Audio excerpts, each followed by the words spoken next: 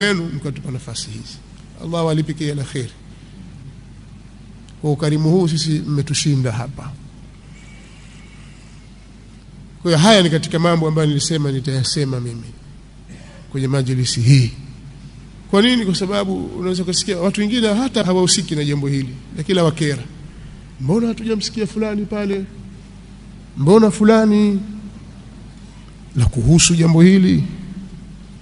Hili jambo si lina wenyewe wamekaa wakalipanga wakaona liwe hivi liwe vile.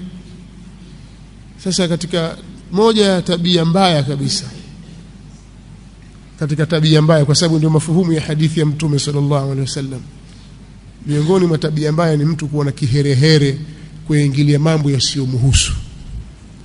Na tabia nzuri ni ipi? Min husni islamil mar'i tarkuhu mala yani, katika tabia nzuri za mtu ni mtu kuyaacha mambo yasiyomhusu. Jambo halikuhusu wala usiliingizie mdomo, wewe liache, acha lipite.